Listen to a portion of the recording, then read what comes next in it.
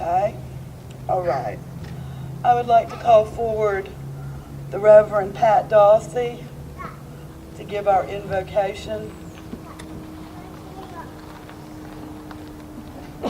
Oh.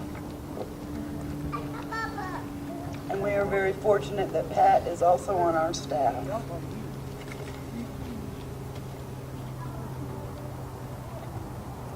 First of all, I would like to say good evening to everyone, and it is a pleasure for you to be here. Now let's pray. Most gracious and most holy God, Father, I thank you, dear Heavenly Father, just for today, dear Heavenly Father. God, I thank you, dear Heavenly Father, that everyone that is here, dear Heavenly Father, but most of all, dear Heavenly Father, I thank you, God, for the victims, dear Heavenly Father, to remind them, God, that they are not victims anymore, God, and Father, that they are your child, dear Heavenly Father, and God, that you will take care of them, God, way better than man can do, God. I ask you continue to bless us, continue to keep us, God, in the mighty name of Jesus, dear Heavenly Father. I ask you, God, that you bless the staff, dear Heavenly Father. And we ask, dear Heavenly Father, for a special blessing, dear Heavenly Father, for our director, dear Heavenly Father. I ask, God, that you keep, and I ask, God, that you watch. In Jesus' name, amen. This evening, I would like to share some statistics with you. I call on you to remember that a woman is battered once every 9 seconds somewhere in our country. 1 in 3 women and 1 in 4 men have been physically abused by an intimate partner. 19% of domestic violence involves a weapon. Domestic victimization is correlated with a higher rate of depression and suicidal behavior. Only 34% of people who are injured by intimate partners receive medical care for their injuries. Domestic violence accounts for 15% of all violent crime. Domestic violence is most common among women between the ages of 18 and 24. 43% of dating college women reported experiences of abusive behavior by their partners. Over 13% of college women report that they have been stalked. Nearly 21% of female high school students report being physically or sexually abused by a dating partner. Only 33% of teenage abuse victims ever told anyone about it.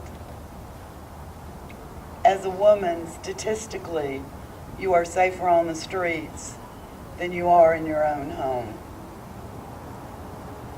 Our vigil tonight has 3 objectives: to celebrate those who got away and survived domestic violence, to mourn those who were murdered by someone that was supposed to have loved them, and to unite those of us that work to end violence against women.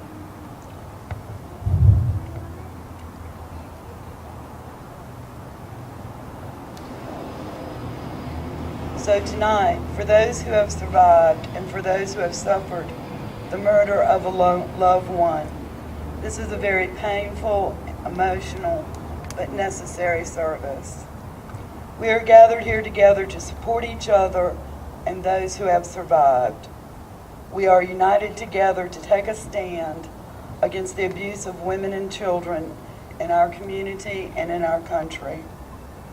When you have been bruised and battered, emotionally, physically, or sexually, it is a pain that only understanding and support can heal.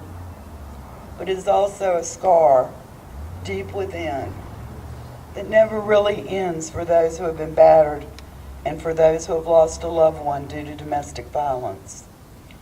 You know, it's still hard for me to believe that in our society, some people turn their backs to the needs of battered women. Therefore, we must all reach out to those who are hurt and stand united until our society understands. Understands it's time to take a stand, to break the silence, and stop the abuse, because no one should ever suffer. There is truly no excuse for domestic violence. The House of Ruth and the Exchange Center are as much about social change as we are about meeting the needs of individual survivors of domestic violence. These are difficult times in our society, and our society is displaying a backlash against women and others. I am concerned that my daughter and granddaughters are going to have to fight many of the fights that I and my mother had to fight. I have a poster in my office that professes, I quote, "None of us are free until we are all free," unquote. I want you to think on that for a minute. None of us are free until we are all free. What this says to me is that we have to think of the whole issue of power and control. What I call the isms, even though they don't all end in ism. I'm talking about, for example, racism, classism. The power and control of whites over people of color, of the rich over the poor, of adults over children, of straight people over gay people, of the young over the old. And this is just a few of what runs through my mind as the isms. Until we acknowledge this and accept others who are not like us, none of us will truly be free. To do this work, while very rewarding, exacts a toll on those who do it. I have searched for the words to express to those of you who work to end violence, especially the courageous, never-tiring women who work to end domestic violence, how important and worthwhile the fruits of your work is and are. I want to express how much I admire your spirit and your never-ending efforts to speak for those who sometimes cannot speak for themselves, often in systems that are just not listening. You never give up. So tonight is also for you to renew yourselves and to recommit yourselves to this work. Tonight we remember those who have been murdered and those who are currently enduring domestic violence. The issue of domestic violence is very hard to portray for those who do not see it. Only a few of us, advocates, law enforcement, medical personnel, clergy, sometimes family members and friends, ever see the face of domestic violence. And even then, we have to be looking for it. Tonight, we hope to give you, who have never seen the face of a battered woman, a feeling of what that experience is like, just how devastating it is as survivors share their stories. We are often asked, why does she stay? I, however, think the more pertinent question would be, how on earth does she ever leave? But they do leave, and it requires courage to a degree that many of us will never rise to. Battered women are not poor, codependent, helpless people. They are strong, brave, and courageous women that risk their safety and possibly their lives in the efforts to be free from power and control, to make a peace-filled life for themselves and their children. Most importantly tonight, we want victims of domestic violence to know that you are not alone.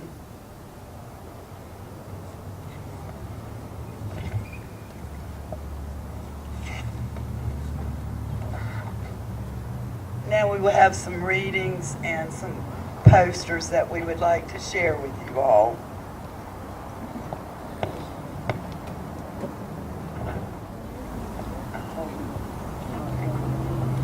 The time when domestic violence is at its most lethal is when the person is trying to leave the situation.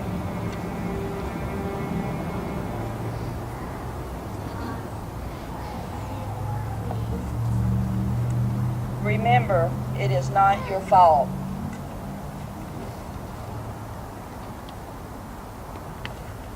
You are not alone. We are here for you.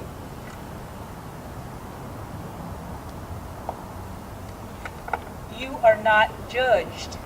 You are loved.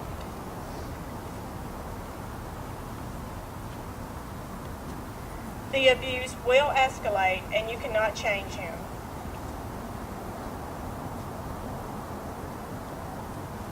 You are full of purpose, promise, and potential.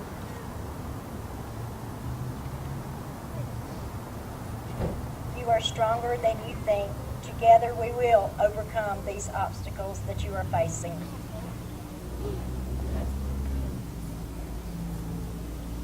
It is never your fault. It is never okay. You can never excuse abuse away.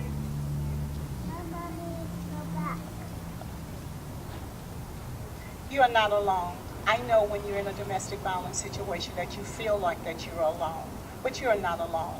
And I can stand here and tell you that because 21 years ago, I walked into the House of Ruth with the clothes on my back. If I made it, you can make it. And every other woman or even a guy, if you need abuse, take the step and allow the rest for us to help you walk the way. We are here to help you walk, not to cripple you or not to change who you are.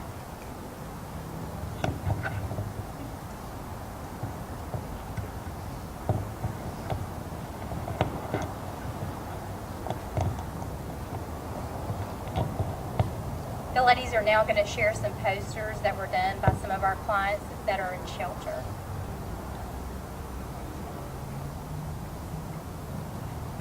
Your story matters.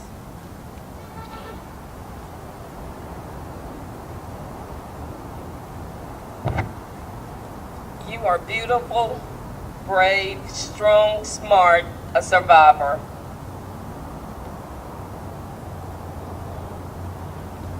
Love doesn't hurt.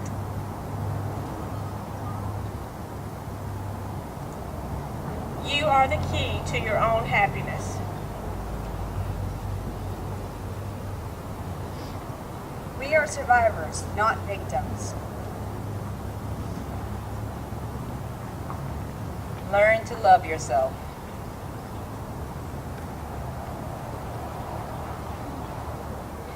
You are not the person your abuser tried to make you.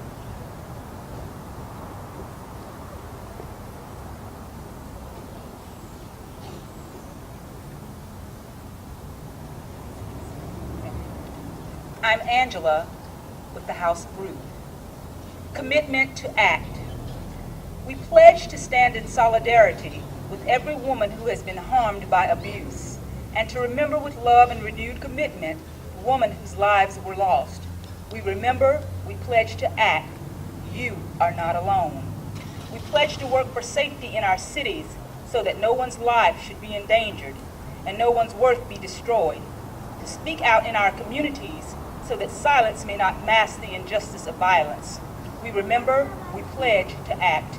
You are not alone. We pledge to send the message that no one deserves abuse and everyone has the right to live without the threat of violence. We remember, we pledge to act. You are not alone.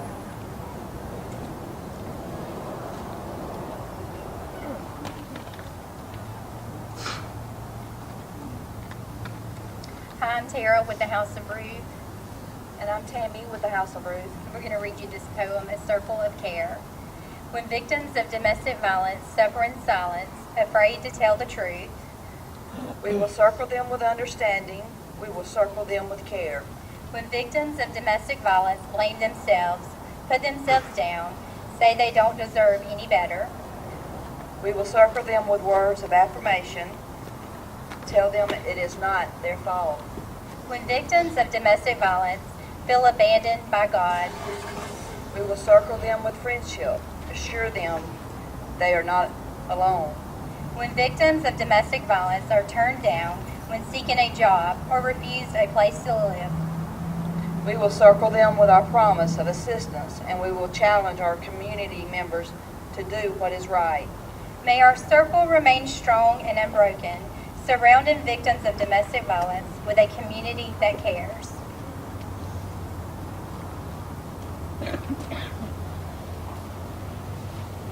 I'm Deandra with the House of Ruth. I'm going to share something called justice. We are in it for a very long haul. I am asking for everything you have to give. We will never give up. You will lose your youth, your sleep, your patience, your sense of humor, and occasionally the understanding and support of people that you love very much. In return, I have nothing to offer you but your pride in being a woman and all your dreams you've ever had for your daughters and nieces and granddaughters, your future, and the certain knowledge that at the end of your days, you will be able to look back and say that for once in your life, you gave everything you had for justice.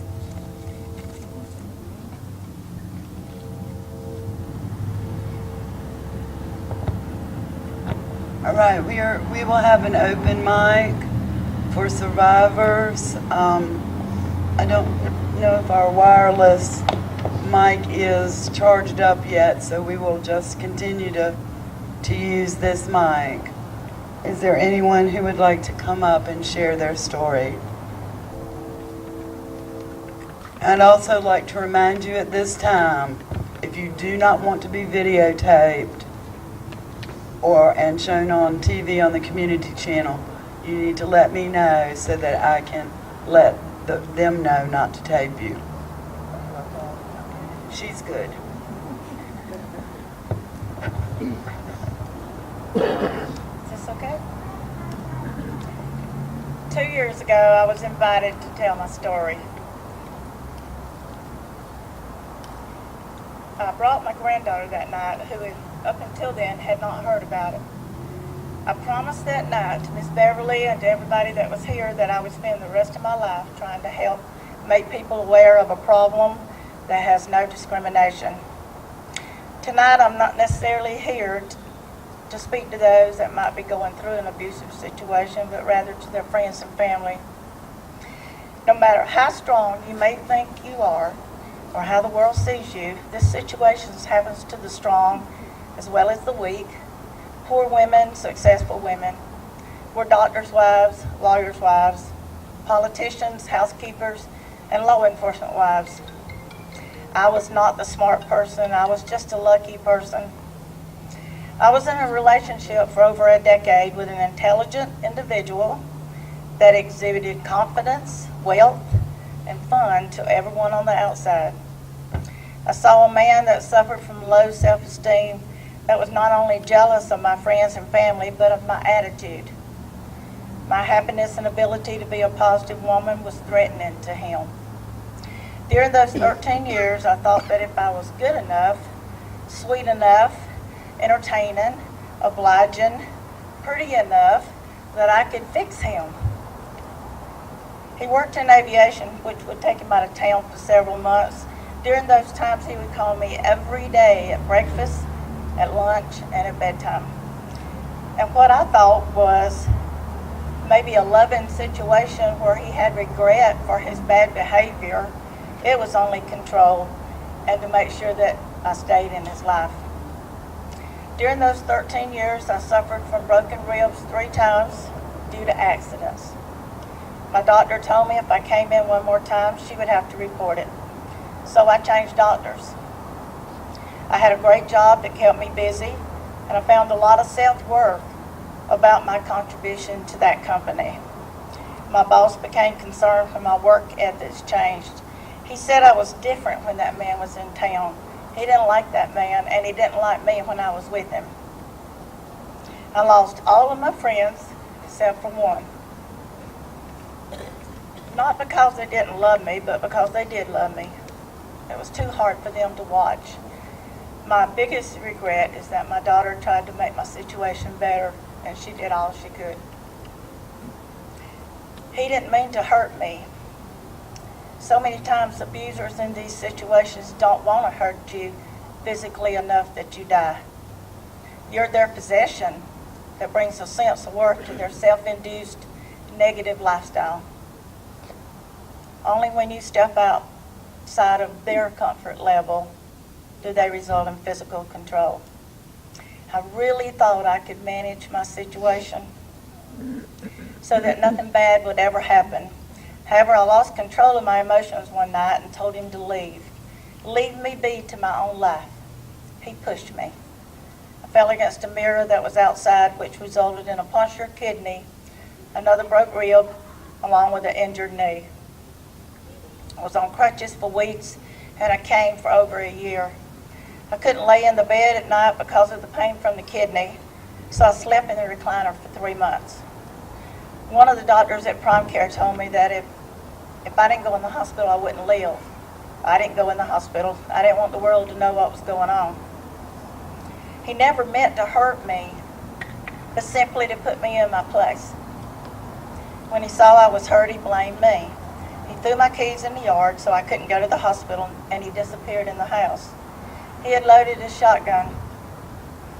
I was trying to walk toward the hospital when he came outside, and he put the shotgun in his mouth. He said if I kept walking, he would kill himself.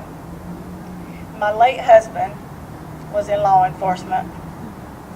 Instantly, I remembered that my husband used to tell me that they will threaten to kill themselves and at the last minute turn the gun on you. So I ran. I found myself hiding behind a bush at my neighbor's yard. I heard him calling my name over and over and over. I wasn't sure what was going to happen to me or him that night. Then I remembered my cell phone was in my pocket, so I dialed 911. They knew where I was calling from. I never said a word to the dispatcher. They'd been out there before. The last thing the dispatcher, the only thing she heard me say, she said was, I called him by name and I said, don't do it. He heard the sirens and he asked me, what did you do, Wanda? So he fled. He didn't get very far before they caught him right down the street. There was a female officer on duty that night at my house, and she asked me if she could see my black. She saw my back. My back was covered with blood, as was my pants, and when she saw my back, she pressed charges, because I had told her I did not want to press charges. Too many people know your business when you're in this situation and you go press charges. He was tested that night in jail because he told everybody alcohol made him do it. There was no trace of alcohol in his blood. After he got out of jail, he dropped to his knees, begging, literally dropped to his knees. I will never, ever, ever do this to you again. I told both of my granddaughters that if women could really remember the pain of childbirth, we'd never have but one child. The same is true for those of us in a bad relationship. This type of person robs us of our strength, our good sense, our ability to make good decisions. They take away our opportunity to have a better life on this earth. They steal our ability to be good friends, good mothers. I was not the smart one. I was just lucky. Every person here knows of at least one person that is in a relationship that is either emotionally or physically abusive. It is our job as a friend and family or a coworker not to give up on that person.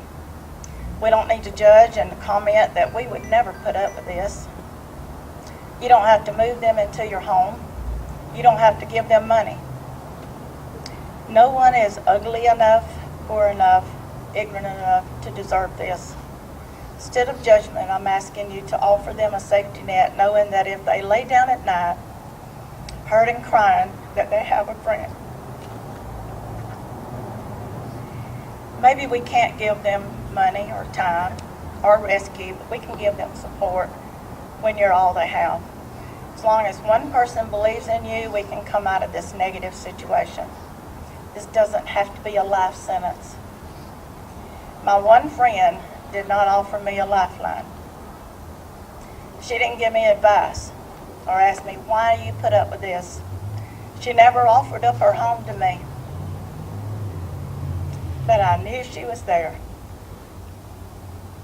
She didn't roll her eyes when I saw other people roll their eyes. She was outside the situation, but she was there, not talking about my sorry choices, not giving me advice, just there. She tells me now that she didn't want to give him power by her scolding me. so we didn't talk about it. She made sure that she called me often as well as visit. She was just there. If you're in a negative situation, there is help. There's people that will help you over and over again, no matter how many times you give in. I'm not here to receive or ask attention for myself. Everyone here tonight could be at home watching TV, but because you're here, I know that you care.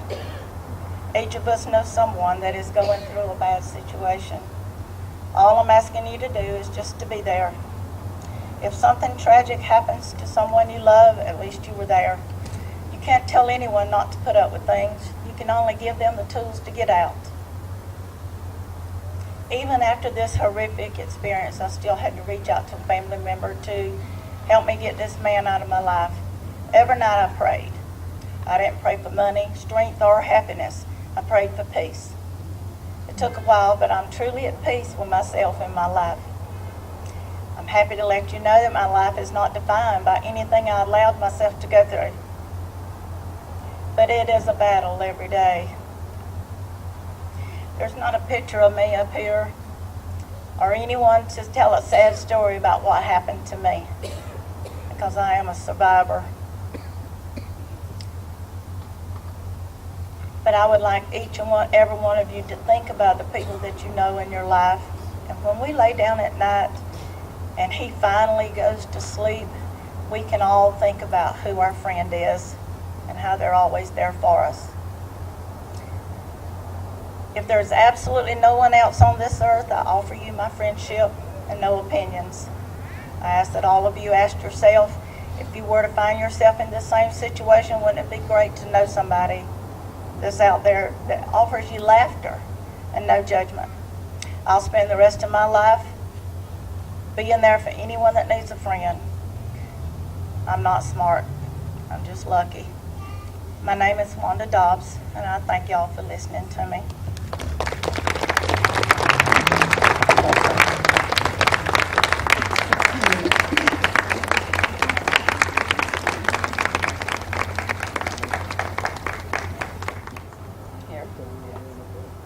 Hi, I'm Dora Truelove, and I don't have anything written out, but I would just like to say that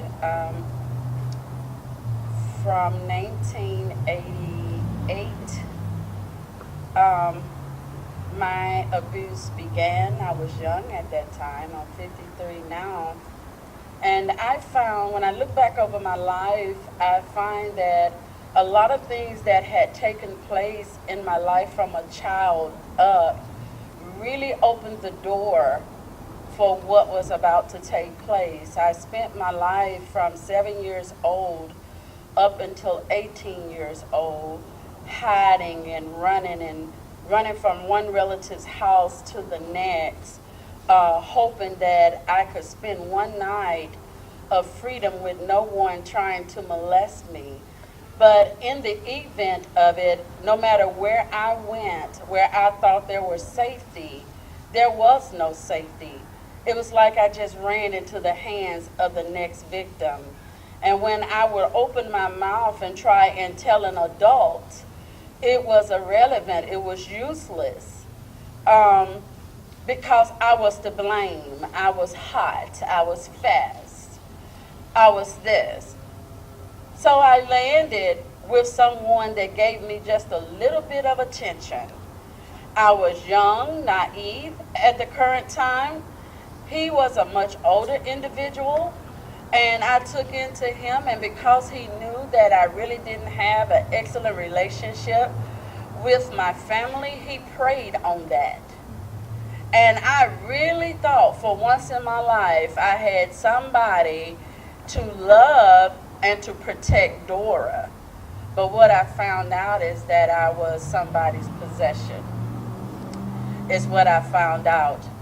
I was tied to the front of his car, taken to a river, and was told that if I ever tried to leave, that I would die.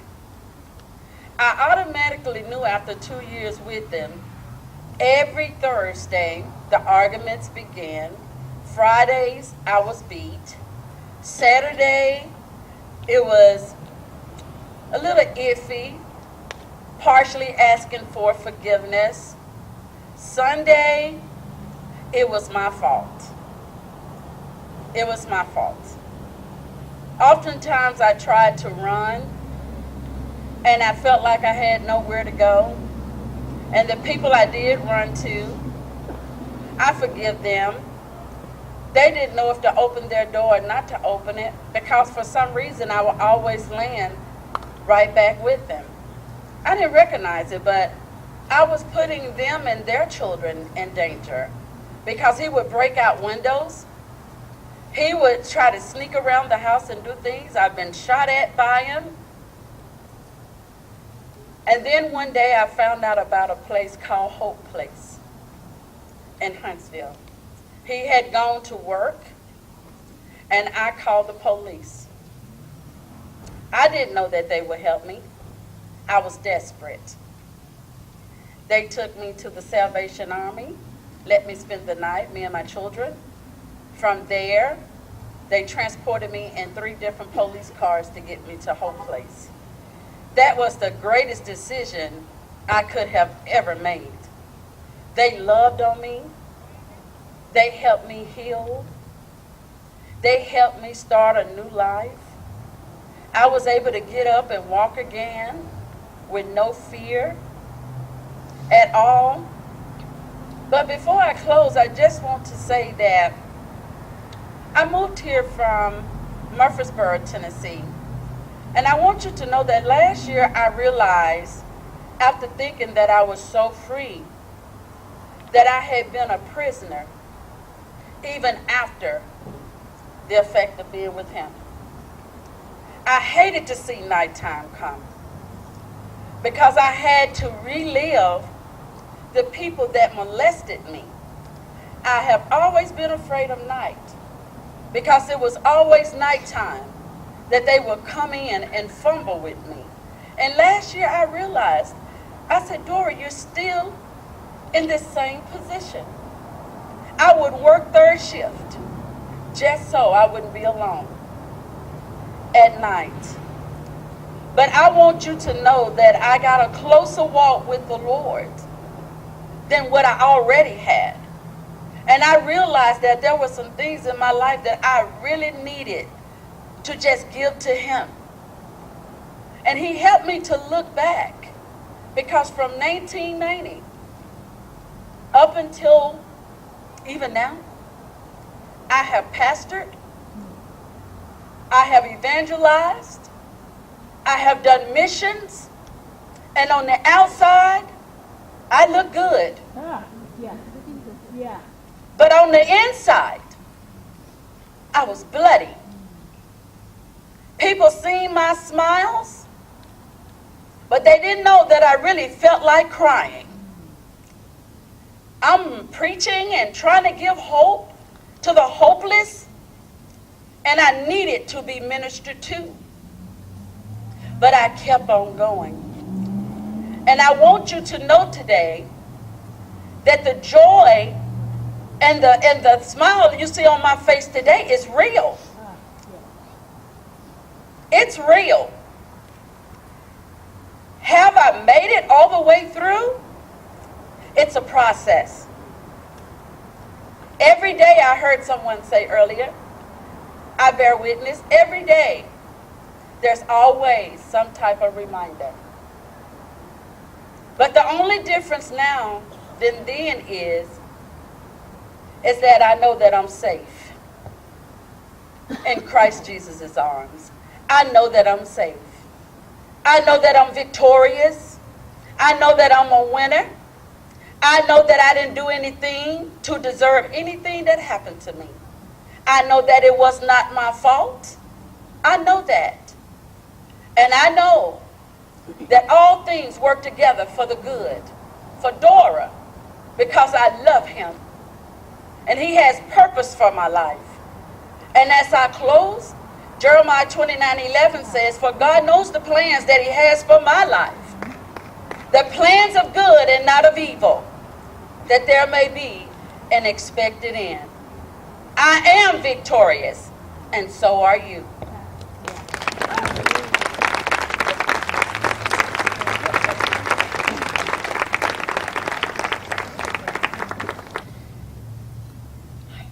My name is Angelica Fakula. I found out about this through Facebook. I took a break from social media and detoxed for about 18 months.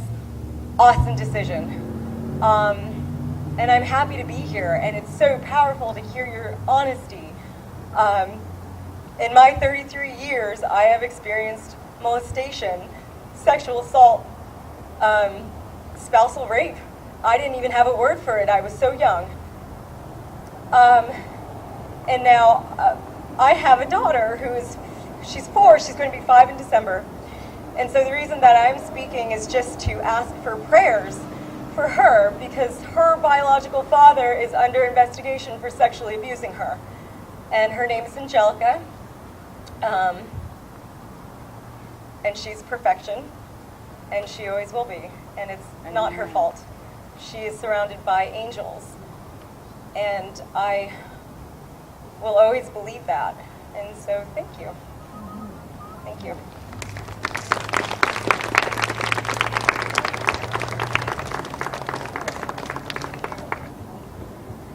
Hi, I'm Michelle. I had went through 15 years of severe abuse. I've had my teeth knocked out. I've been beat with a police mag light. I've been drowned, gun shoved down my throat, everything. But I used to go advocate a lot, and when you try to talk to people, most people don't understand. As some of the others before us have said, why did you stay? Nobody really understands unless they've walked in their shoes. And whenever you try to get help with the police and stuff, usually if they don't see it, they'll say, well, next time, next time. Well, for some people, just like these up here, there is no next time. And laws need to be changed, and there needs to be an awareness out there. We hide it from our families. We're ashamed. But most of all, we're scared. So where we hide it, people really don't know. But one day I was talking to a group of medical students trying to tell them the signs, like when you go to ER. I've been to ER so many times and I lied through my teeth because he was standing right there. And after I went home that day, I prayed for God to show me a way to make people understand. You don't want somebody to feel sorry for you. You want help. And this is what I wrote one day, and it's on the Alabama Coalition for Domestic Violence. And it's been there for a while, but just everything came pouring out. When I look back and I talk about my story, it feels like I'm talking about somebody else. It feels like a bad movie or something. It's like, dude, I went through that, but I'm here, I survived. But this day when I wrote this, after I left, everything that I had ever felt came pouring out in this. But it's called my silent plea. All alone and frightened on the inside, I say everything's fine, but I have plenty to hide. Battered and bruised, but I can't tell a soul. I want out so bad, but he's got control. Using threats and manipulation to keep me there, brainwashing me to think no one would care. Robbed of my pride and feeling only shame, he says it's my fault, so I shoulder the blame. I'm so isolated from my family and friends, if I ask for help, he'll bring harm to them. My heart is breaking, I need help so bad, yet I remain silent, lonely and sad. No one understands the situation anyway. Fear for my life is why I stay. You'll never understand till you walk in my shoes, so please don't condemn and say, how can you? I feel disgraced by your knowing looks. We're women you know, your neighbors or mothers. I want respect and love just like you. I'm tired of all the threats and abuse. I feel so helpless with nowhere to turn. For protection and safety, I constantly yearn. I want to live a life of my own, desperately wanting my plight to be known. I hide the bruises behind makeup and smiles, hoping you'll notice all the while. But look past the smile to my lifeless eyes. Please notice the silence and the reason I'm shy. Look at the way I limp when I walk. Realize I won't look at you when I talk. My movements may be awkward and slow. I say I fell, but it's from last night's blows. For every injury, I'll give an excuse. Please don't turn away and say it's no use. Notice he won't let me out of his sight, giving me no chance to reveal my plight. Don't confuse his doting for love and affection. Please see it as control and give me protection. I'm crying out the only way I know how. Please reach out to me and help me now. I long for your trust in the words, it's okay. Please reach out to me and show me a way to put an end to the fear and the pain, to get back my pride and self-worth again. I'm desperately needing compassion and help. I feel there's no one to rely on, only myself. My frightened cries are longing to be heard. Please look at the signs, my unspoken words. Just open your eyes, all the signs are there, and my silent plea for someone to care. For if you ignore my problem and wait, one day for me may be just one day too late.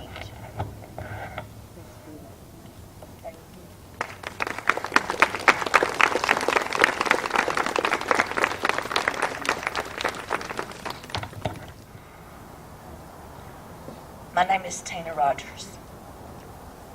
Tina Miller now, excuse me. Just haven't changed my name. My husband, Michael. On the far end is my daughter, Janina.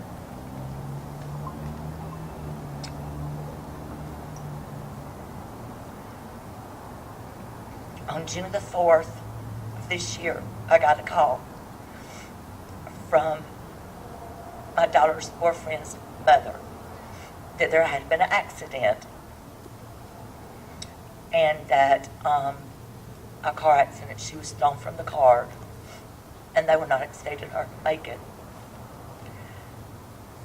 It's my other daughter, Jennifer, so I called her and I said, we need to get to the hospital. I said, he has finally done it. We get to the hospital and I see her. All her bones are broken. Brain bleeds. Brain swollen. Skin off of her. Her head is wrapped. And she has a flap on the left side of her brain. What was the car wreck was not a car wreck. He beat her.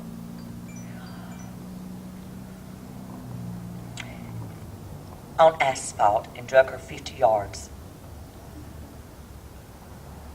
On the left side of her head, she had no cranium, where he had beat her so bad that it had crumbled and went into her brain. The rest of her cranium was in a plastic bag in a refrigerator at the medical center.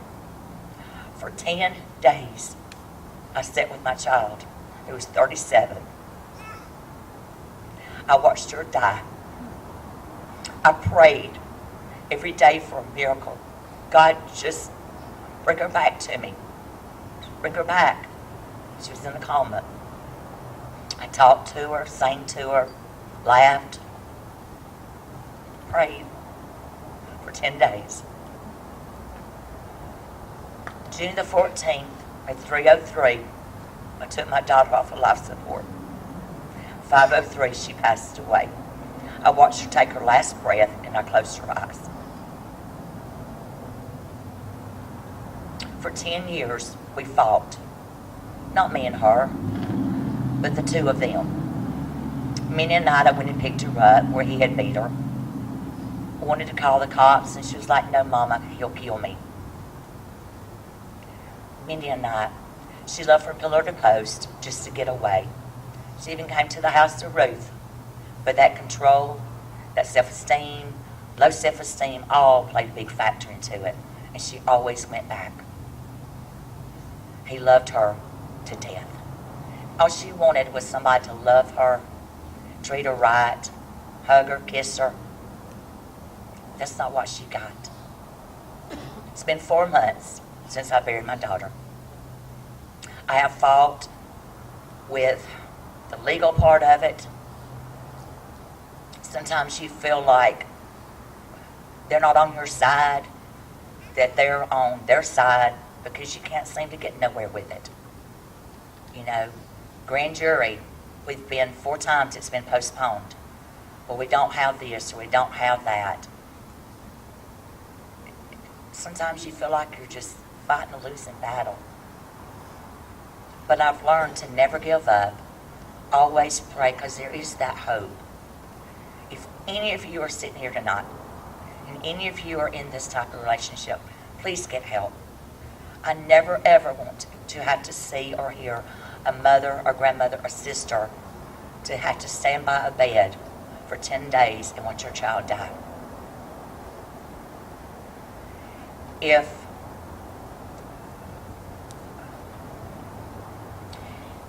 you ever hear of Grief Share, I don't know how many of you heard of it.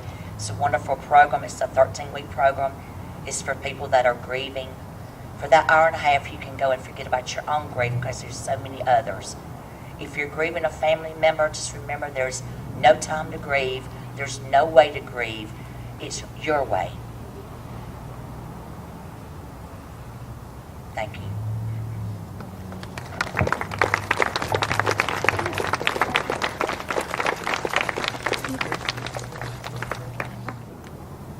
Well, I want to thank those of you who did share. They were all very moving and difficult stories to share with all of us. But I think that we are left with the knowledge that you are not alone, that there are people that care and will do everything that they can to help you. We will now prepare for the Remember and Act and the candle lighting portion of the program. Remember these women with love. Remember their names. Remember that they were women of many colors and cultures. Remember that they came from places far and near. Remember that they loved and they had children and grew wildflowers and tomatoes. Remember that even with their dying breaths, they cried for freedom. Remember and be angry. Be angry that they were murdered, that they were gifts of the earth, to be reclaimed by the earth, not by someone's selfish vengeance. We remember Ralph Williams, Jr., age 21, Dale County. We remember Gary Lee Pergler, age 48, Pike County. Remember and be angry. Remember the black eyes and broken limbs, the sleepless, tortured nights, bloody, misshapen noses, and purpled lips. Remember the children miscarried and those now orphaned. Remember their faces swollen from crying buckets and buckets of unanswered tears. We remember Brandy Lee Mansell, age 36, Houston County. Remember and act. Action is power. The power to move and to change. Revolutionary and life-saving action must be persistent, assertive, disciplined, and substantial. Remembering and acting have called us here tonight. Revolutionary action is speaking, calling, moving, responding, loving, questioning, comforting, and shouting, giving it all. Revolutionary action is calling the police when you hear banging and screaming. Revolutionary action is shouting when you see a woman being beaten. Janina Renee Gravette, age 37, Henry County.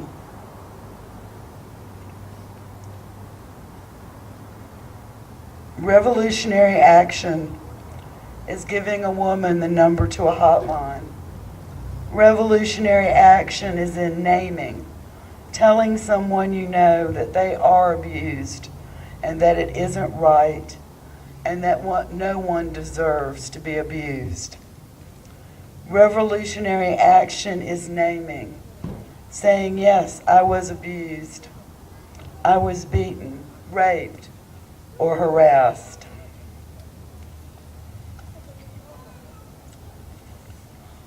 Revolutionary action is letting other people, relatives, neighbors, co-workers, local merchants know that no one deserves abuse and that everyone has the right to live without fear of violence.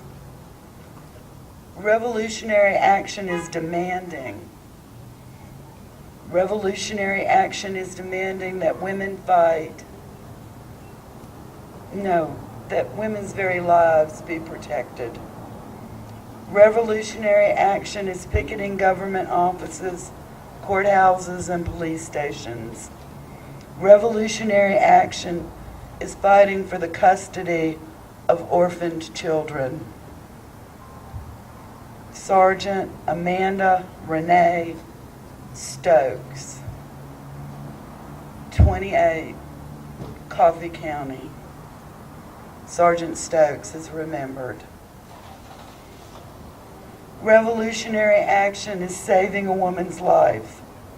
That woman could be your neighbor or your niece, your mail carrier or your sister, the waitress that served your breakfast, your daughter, or the woman you saw limping on the highway with 3 runny-nosed children.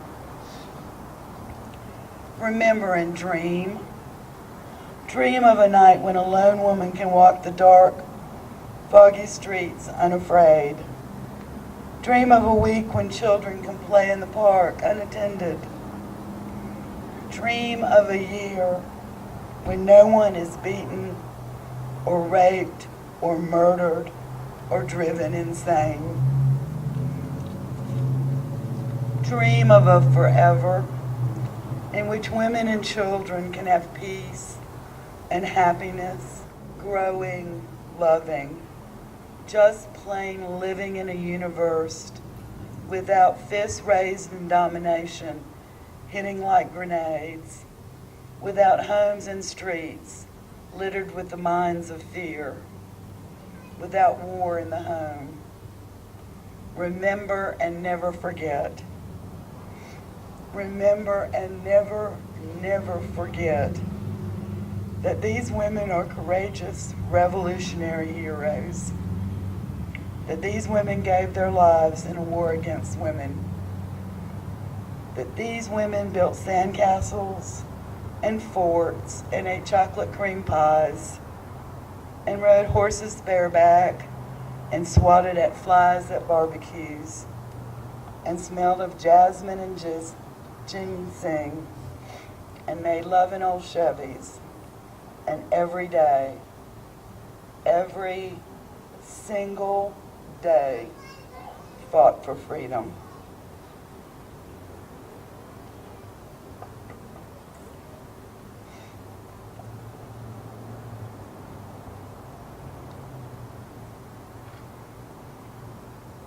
We'll give you a moment of silence.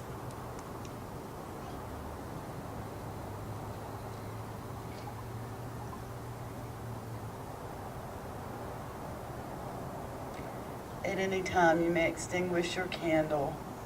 This concludes our program for tonight.